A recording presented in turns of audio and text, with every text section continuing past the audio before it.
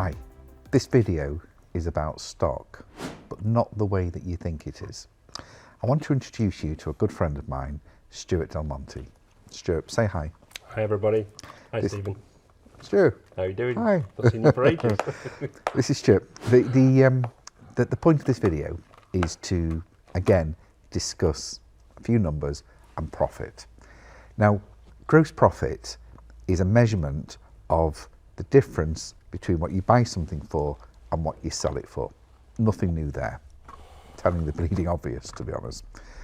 But we've got to find a way of getting that gross profit bigger. We've got to get a way of getting that gross profit percentage bigger so that you're earning more money. Now, there's lots of ways of doing that, but what I want to talk about with you at the moment is improving the actual physical selling price of something without necessarily raising the price. Because as we all know, if we raise the price, you can jeopardize sales in some certain circumstances, or it takes it out of the price point expected from the way you run the business. So, long story short, we want to buy the same stock, but we want to get it cheaper, or the same type of stock, and maybe even work with you to find more bespoke products for you, so that, in other words, they can only get that particular product from you, maybe in that colour, that size, that shape, or that particular brand. Yeah, we are talking branding, but just let me put you in the picture. Stuart and myself used to go to China every, 3 months? 3-4 months. About 15 years ago, wasn't it? Yeah. We used to go every 3-4 months, and we used to take clients with us.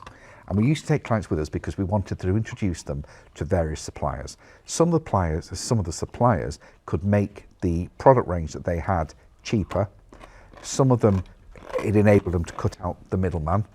And sometimes there was all sorts of job lots that they could buy. Now, what Stuart's done, even though I don't deal in stock and my company doesn't deal in stock, what Stuart does is he finds redundant clearance and job lots from all over the world. So if you want anything, here's the man. This is the man that used to do the markets. He's been he's been a shopkeeper, he's been a wholesaler, and he's an importer. So he's a good guy to know, he's a good contact. In other words, been a jack of all trades, but he's been a master of everything. Absolutely. A master a master of... Stephen, you don't have to do it. Yeah, please, come on. Look at the dog. I know. So really what we've got going here is, what I want to do is work with you to find the best types of supplies. Now, to start the ball rolling, I can put you on a list, and if anything, Stuart gets any sort of clearance stocks that might suit you, we can at least begin to, at the very least, tell you we've got something here that's a bit of clearance, it might suit your product range. But what we really want to do is start working with you to build a product range that is a bit more unique to you, a bit more bumps for you in each deal. And that's profit, by the way. I'm sure they know. Okay, just testing. Oh, okay. If I wanted the bleeding obvious, I'll have Tony here. Okay, so go and get him. That's an in-joke. You'll meet Tony at some point. Eventually. So I wanted to meet Stuart. I wanted to say hello to him because there's a link at the bottom of this section, and if you just click on that, tell me a little bit about what the sort of stock you're looking for. And as I said, the very, very least we'll do is put you on a list to let you know when anything good and juicy comes up that might suit you. Yeah. But what I am looking to do is work with you more to get that gross profit higher. And that's really what we're about. Now, what we can do, because I've said my piece, we're going to tell you a few stories about China.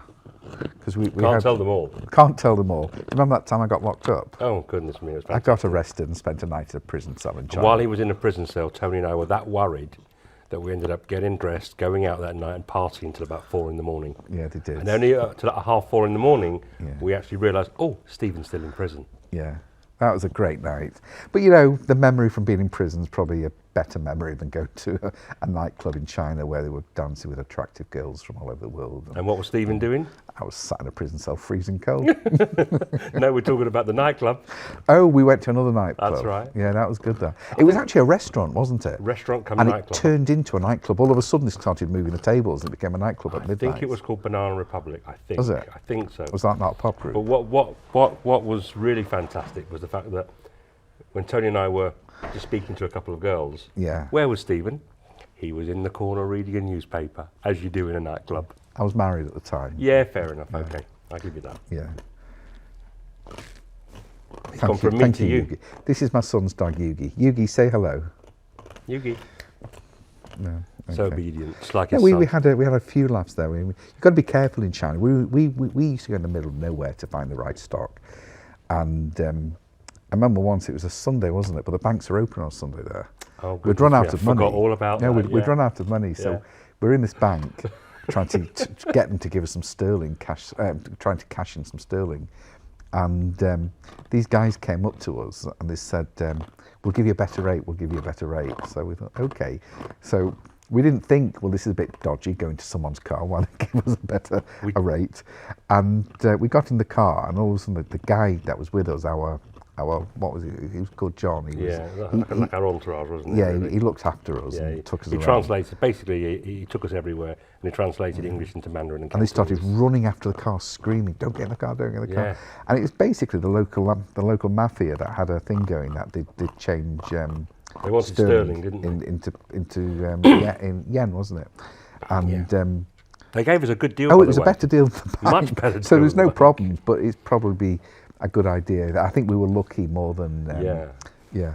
But yeah, I mean, I remember in the car, the two of them in the front, they were talking obviously in their native tongue, and they brought out wads of money.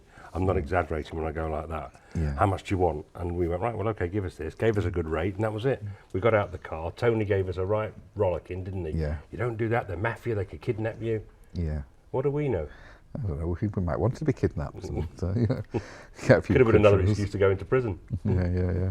But we did meet some interesting people there. And we've got tons of connections out there that we can introduce you to or arrange shipping for you, all sorts of things. As I say, I'm not in the business of stock, and really what we're doing it for is to try and get you to think that, yeah, I don't have to go to the local cash and carries.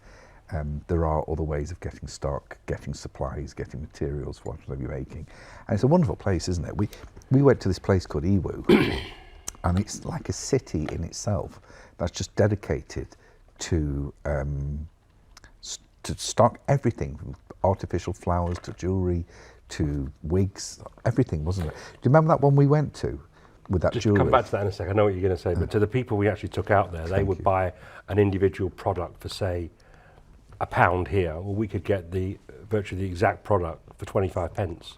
So they would buy it at 25 pence, and an import duty, tax, VAT brings it in at 33 pence, and they're still going out at £2. So they're still making fortunes. Yeah, there's good. Some of it, if you get the job gear as well, Yeah. you can. I think there were some earrings for like 2 pence. 2 pence a pair of Bobby earrings. bought, one of our clients bought that. He But was selling them at £1 a pair. Yeah. I mean, it's 2 pence to unbelievable. £1, yeah. Yeah. But do you remember that jewellery stand we went to, and you ordered a load of necklaces Necklaces, yeah. just Necklace because and you bracelets. fancied the woman. The woman was And you were gorgeous. I busy had to do chatting it. her up. I had to do it. Gave her an order for a few £100s. And then what worth. happened next? Her husband The came husband along and took walked the in. order. That was lovely.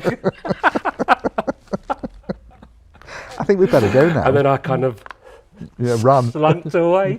Hey, Stu, just before we sign off, Yeah. do your pitch when you're on the gaff, when you're on the markets. Go and do your Well, pitch. you're up on a rostrum. No, get up. and do No. it. Okay, we'll do it here. I'm Do happy it here. okay. You're up on a rostrum, and people are in front of you, and I've got a wire coat hanger over here with the hook that way, with a microphone in the hook. So it's And that's not supports- always where he puts the wire hanger. No, don't tell my please, Okay, please. okay, That's between us. okay. Only us. So the people come in. There's 100 people in front of us, and I would start. Right, ladies and gentlemen, we're going to start our first sale of the day. The first sale is always the best sale. The things you normally find in the shops for pounds, we're going to sell for shillings, and the things you normally find in the shop for shillings, we're going to sell for pennies. And it evolved from there, and we were cracking one-liner jokes, and we were selling stuff that would cost £3-4. We were selling it for £10-15 and taking fortunes. And it was an hour and a half on one particular pitch kind of stroke auction, and we'd earn a lot of money. People would go out the door very happy, full of 2 hands full of In bags. fact, And this is another thing. On our course, the course we do to help you make money, Stuart will work with people to, Oh, help, absolutely, to teach yeah. them to pitch. of course, definitely. Teach them to how to negotiate a better deal Yep. and teach them to pitch. Yeah. You're not going to mess with Stuart. You don't want to stand too close to Stuart. Are we done? We better go, haven't I we? think we'd better go before we get into any more trouble. We're signing off. We're signing off. I'm doing a Stephen.